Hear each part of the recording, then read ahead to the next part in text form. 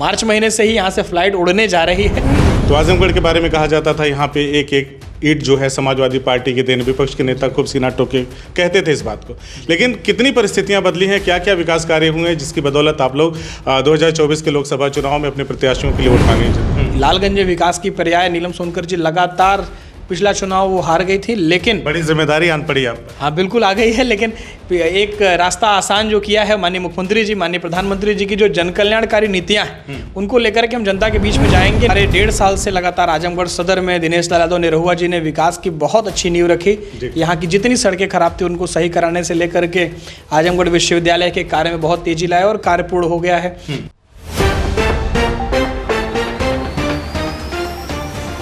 2024 का चुनावी समर शुरू हो चुका है और अब से थोड़ी देर पहले भारतीय जनता पार्टी ने उत्तर प्रदेश में 51 सीटों पर अपने प्रत्याशियों की घोषणा की है। खास बात है उत्तर प्रदेश के पूर्वी जिले आजमगढ़ से, जहां पर लोकसभा लालगंज के लिए नीलम सोनकर जी को एक बार फिर से भारतीय जनता पार्टी ने प्रत्याशी बनाया है। वहीं आजमगढ़ सदर से दिनेश लाल यादव निरहुआ जी को भारतीय जनता पार्टी ने टिकट दिया है। इसी मामले को हम समझने आए हैं। लालगंज के जिलाध्यक्ष हैं सूरज श्रीवास्तव जी हैं, इनसे हम जानेंगे समझेंगे कि इस बार क्या रणनीति है और पिछले चुनाव के मुकाबले किस तरह से ये चुनाव कितना टफ होगा, या सारी जो रणनीति उस पर आपसे चर्चा करेंगे। पहले तो आज घोषणा हुई, 51 सीटों पर घोषणा हुई है। आजमगढ़ के आप जिलाध्यक्ष हैं लालगंज के, कितना खुश हैं अपने प्रत्याशियों की घोषणा होने के? खुश हैं निश्चित रूप से। मैं CIB इंडिया न्यूज़ का बहुत बहुत स्वागत अभिनंदन करता हूं सभी दर्शकों का। निश्चित रूप से ये बहुत बड़ी बात है कि जो हमारे 1.5 साल से लगातार आजमगढ़ सदर में दिनेश लाल यादव निरहुआ जी ने विकास की बहुत अच्छी नींव रखी। यहाँ की जितनी सड़कें खराब थी उनको सही कराने से लेकर के आजमगढ़ विश्वविद्यालय के कार्य में बहुत तेजी लाया और कार्य पूर्ण हो गया है। एयरपोर्ट में लाइसेंस दिलाने में बड़ी भूमिका रही और साथ ही जो बड़ी बहन हम लोग की नीलम सोनकर जी को टिकट मिला है लालगंज से। लालगंज में विकास की पर्याय नीलम सोनकर जी लगातार पिछला चुनाव वो हार गई थी, लेकिन बड़ी जिम्मेदारी आन पड़ी आप पर। हाँ बिल्कुल आ गई है। लेकिन एक रास्ता आसान जो किया है माननीय मुख्यमंत्री जी, माननीय प्रधानमंत्री जी की जो जन कल्याणकारी नीतियां हैं उनको लेकर के हम जनता के बीच में जाएंगे। नीलम सोनकर जी का बहुत अच्छा प्रभाव है हमारे क्षेत्र में। उन्होंने लगातार विकास कार्य किए हैं। वहाँ के सांसद न होने के बाद भी 5 साल में उन्होंने बहुत अच्छा विकास कराया है। कई रोडों को सैंक्शन कराया। सेल्फ हेल्प ग्रुप को अलग से उन्होंने CSR फंड के माध्यम से करोड़ों रुपए दिला करके उन्हें व्यवस्थित करने का काम किया। महिलाओं को रोजगार देने का काम किया उन्होंने और एक अच्छा माहौल बना हुआ है। हमारे दोनों कैंडिडेट, कोई भी ऐसा नहीं है कि जो बाहर का है, चिर परिचित कैंडिडेट है। सारे कार्यकर्ता खुश हैं और सारे हमारे जो जनता है वो जानती है उन्हें और निश्चित रूप से उनके विकास को देखी है। तो हमारे लिए कोई बड़ा मुश्किल काम नहीं है। जनता के बीच में हमारा कैंडिडेट पहले से लोकप्रिय है, इसलिए और आसान रहेगा। 10 साल पहले जब मोदी सरकार सत्ता में आई थी 2014 में, और उसके बाद परिस्थितियां उत्तर प्रदेश या खास करके आजमगढ़ के लिए अगर मैं बात करूं तो आजमगढ़ के बारे में कहा जाता था यहाँ पे एक एक ईंट जो है समाजवादी पार्टी के देन, विपक्ष के नेता खूब सीना ठोके कहते थे इस बात को। लेकिन कितनी परिस्थितियां बदली हैं, क्या क्या विकास कार्य हुए हैं जिसकी बदौलत आप लोग 2024 के लोकसभा चुनाव में अपने प्रत्याशियों के लिए वोट मांगेंगे जनता से? पहले और बाद में बहुत अंतर है।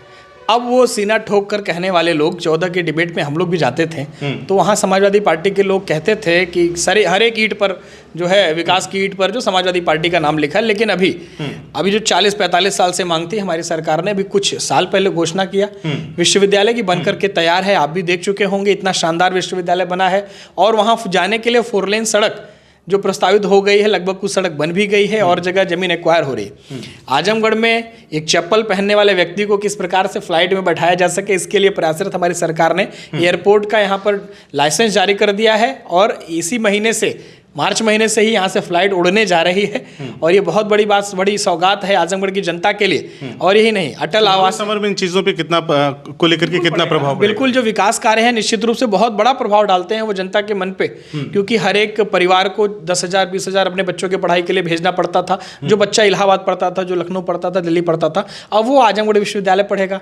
अब उसके लिए जो रहने और खाने की चिंता नहीं रहेगी, पढ़ाई की चिंता नहीं रहेगी। और दूसरा विकास कार्य आजमगढ़ में वो श्रमिकों के लिए अटल आवासीय विद्यालय बनाकर श्रमिकों के बच्चों को निःशुल्क शिक्षा देने का कार्य हमारी सरकार ने किया, वो बन करके तैयार है।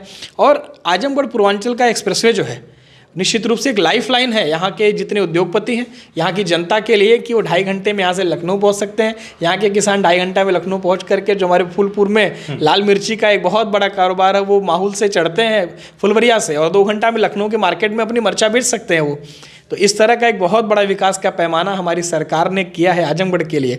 और आजमगढ़ की हर एक रोड आप देख सकते हैं कि अब मुझे आजमगढ़ से अगर मुझे माहुल और पवई जाना होता है तो मुझे केवल 40 मिनट लगता है, और आपको भी उसी प्रकार से हर एक क्षेत्र में जो रोडों का विस्तार किया है और जनता के बीच में जो जन कल्याणकारी कार्य है।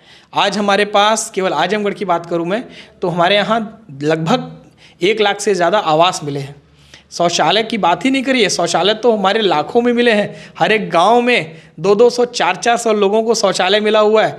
और उसके साथ साथ आयुष्मान कार्ड आज लाखों की संख्या है, 18 लाख से ज़्यादा लोगों को मिला हुआ है। ये समझना चाहता हूँ आपसे, जैसे 2019 में सांसद प्रत्याशी यहाँ से दिनेश जी थे, अखिलेश यादव चुनाव लड़े थे, हार गए थे उनसे, और कहीं ना कहीं नीलम सोनकर जी भी अपना चुनाव हार गए थे संगीता आज़ाद से। तो परिस्थितियाँ कितनी बदली हैं लोकसभा क्षेत्रों के लिए? अब परिस्थितियाँ बदल गई। पहले हम कुछ कारणों से हार गए थे, समाजवादी पार्टी बहुजन समाज पार्टी का गठबंधन था और उनके वोट पहले क्योंकि माना जाता था कि सपा बसपा का गढ़ रहा है, लेकिन हम लोगों ने उस गढ़ को तोड़ने का भी काम किया अभी उपचुनाव में। लेकिन अभी परिस्थितियां हमारे दिनेश जी जीते थे। दिनेश एक बड़ा फैक्टर गिनाया जाता है कि गुड्डू जमाली बहुत अच्छे से लड़ गए थे, तो परिस्थितियां थोड़ी सी समाजवादी पार्टी के कैंडिडेट के लिए मुश्किल हो गई। दिनेश जी आसानी से जीत गए थे, लेकिन इस बार समाजवादी पार्टी में गुड्डू जमाली शामिल हो गए हैं, तो कितना टफ होने जा रहा है? बसपा का जो बेस वोट है, बसपा अपने बेस वोट से खिसक रही है। समाजवादी पार्टी के जो कैंडिडेट हो सकता है आने वाले हों, उन लोगों ने अपना जनाधार इसलिए खो दिया है कि उनके ऊपर अब जनता विश्वास नहीं करेगी। कब छोड़ करके अपनी आजमगढ़ सीट चले जाएंगे, वो कब मैनपुरी चले जाएं, कब कोई जाकर के कहीं करहल से चुनाव लड़ जाए, तो आजमगढ़ की जनता अब ऐसे लोगों पे कैसे विश्वास करेगी। और दिनेश लाल यादव 1.5 साल से यहाँ जमा हुआ था, कमर कस करके जनता की सेवा कर रहा था, यहाँ की जनता के लिए सड़क बनाने से लेकर हर एक चीज़ पे लगा हुआ था। तो एक तो हमारे नेता की उपस्थिति जनता के बीच में बनी रही। हम लगातार जनता के साथ संवाद का क्रम चलता रहा। 8.5 लाख लोग आजमगढ़ और लालगंज मिला करके उन्हें आज किसान सम्मान निधि मिलती है। तो ये सारे ऐसे विकास कार्य भी हैं और जनता से जो कनेक्टिविटी हमारी बढ़ी है, हमारे कार्यकर्ताओं की बढ़ी है, नेताओं की बढ़ी है, इसके कारण अब हमारा चुनाव लड़ना और जीतना बहुत आसान है। और सूरज जी, आपसे एक और सवाल का जवाब चाहूँगा। आप जनता के बीच रहते हैं, काफ़ी सक्रिय मैं देखता हूँ खुद से। पार्टी लाइन से हटके आप वैसे भी नहीं कुछ जवाब देना चाहेंगे, लेकिन फिर भी मैं जानना चाहता हूँ कि आप जनता के बीच में रहते हैं और कौन सी ऐसी चीज़ें अभी आजमगढ़ में आपको और लगती हैं कि उन चीज़ों में गुंजाइश है कि अगर इसको कर दिया जाए तो आजमगढ़ में खुशहाली हो सकती है, आजमगढ़ में विकास कार्य और तेज़ी से हो सकता है, व्यापक स्तर पर हो सकता है। तो आपके प्रत्याशी मिल करके अगर जनता उन्हें मौका देती है, चुनाव जिताती है, तो फिर उन सारी चीज़ों का आपके प्रत्याशी और आपकी सरकार करेगी? जी बिल्कुल। अभी बहुत सारी ऐसी मांगे हैं जो पूरी करने के लिए हमारी सरकार लगी हुई है। जैसे बनारस से खास करके आजमगढ़, हाँ बिल्कुल, आजमगढ़ को लेकर के बनारस से लालगंज होते हुए और लालगंज होते हुए आजमगढ़ और आजमगढ़ से फिर गोरखपुर के लिए जो रेलवे लाइन का सर्वे चल रहा है, तो निश्चित रूप से हमारा ये सर्वे तो 2014 में जब नीलम सोनकर जी सांसद बने थे तब भी हुआ था, वो सर्वे हुआ था। लेकिन अब जो है उसके लिए बजट अलॉट भी किया गया और अब निश्चित रूप से वो सर्वे एक रैपिड सर्वे होने के बाद वो जल्दी ही ये सैंक्शन हो जाएगा और निश्चित रूप से बनारस से लालगंज होते आजमगढ़ होते गोरखपुर ट्रेन चलने लगेगी। ये 5 साल का हमारा जो एक लक्ष्य हमने तय किया है कि ये होना ही चाहिए, ये भी एक शामिल है। और उसके साथ साथ में हमारे पूर्वांचल एक्सप्रेसवे से लगे जो एरिया खाली हैं वहाँ भी ठीक प्रकार से वहाँ पर उद्योग धंधे लग सके, इसके लिए कुछ इंडस्ट्रीज का लगना बहुत आवश्यक है। और हमारे अगर दोनों सांसद बहुत अच्छी तरीके से जीतेंगे और ईश्वर चाहेंगे तो अच्छी इंडस्ट्री कुछ लोगों को बुला करके यहाँ इंडस्ट्री लगवाने का कार्य करेंगे, जिससे कि यहाँ के लोगों को ठीक प्रकार से रोजगार मिल सके। यहाँ की जो किसानों का विरोध भी होता रहा है इन सब चीज़ों को लेकर के, कैसे समझाएंगे? किसानों का विरोध कभी भी इंडस्ट्री लगाने को लेकर के नहीं रहा। किसानों का विरोध निश्चित रूप से कभी भी इस तरह नहीं रहा। कुछ समाजवादी पार्टी के लोग किसानों का नाम लेकर के और पगड़ी बांध करके बैठ जाते रहे और फोटो खिंचाने के बाद वो 1 घंटे बाद उठ के चले जाते रहे हैं, तो उनका विरोध रहा है। लेकिन कभी जनता ने विरोध नहीं किया, विकास कार्यों में हमेशा सपोर्ट किया। चाहे पूर्वांचल रेलवे लाइन का हो गया, दूसरा औद्योगिक कॉरिडोर की बात कर रहे हैं। हाँ जी बिल्कुल। तीसरा ठीक प्रकार से जो हमारी कनेक्टिविटी होनी चाहिए।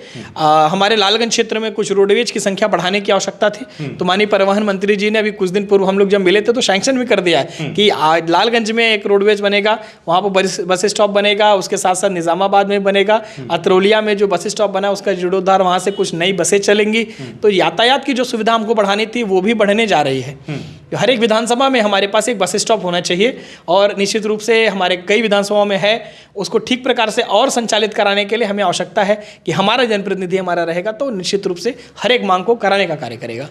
तो चलिए, हमने बात किया सूरज श्रीवास्तव जी से, जो लालगंज के जिलाध्यक्ष हैं, और आजमगढ़ सदर के कृष्णपाल जी जिलाध्यक्ष हैं, और इन्होंने दावा किया है कि दोनों ही हमारे जो प्रत्याशी हैं, पार्टी ने बहुत अच्छे प्रत्याशी दिए हैं, और अगर इनके प्रत्याशी जीतते हैं, जनता मौका देती है, तो विकास की जो गति है उसको और पार्टी बढ़ाने का काम करेगी, सरकार काम करेगी। उन्होंने बहुत महत्वपूर्ण जो विकास कार्य हैं, जिनमें रेलवे लाइन की बात चल रही है 2014 या उससे पहले से ही चल रही, काफ़ी पहले से चल रही। कालका सिंह के सांसद उन्होंने मांग किया था, तब से बना नहीं, लेकिन हमारी सरकार आने के बाद उस पर बजट में सैंक्शन किया, संभावनाएं भी बढ़ी, और निश्चित रूप से हम विगत 1-2 साल के अंदर ही हमारे यहाँ रेलवे लाइन बिछ भी जाएगी। चलिए, हमसे बातचीत करने के लिए बहुत बहुत शुक्रिया आपका। आपने जो सारे कार्य गिनाए विकास के, और आपके जो 2 आपको जिम्मेदारी मिली है आजमगढ़ जिले से आप लोगों को, उसके लिए ढेर सारी शुक्रिया। CIB इंडिया न्यूज की सभी खबरों को देखने के लिए लाल रंग की बटन को दबाकर चैनल को सब्सक्राइब जरूर करें, घंटी जरूर दबाएं, ताकि हमारी सभी खबरों के नोटिफिकेशन आप तक पहुंचते रहें।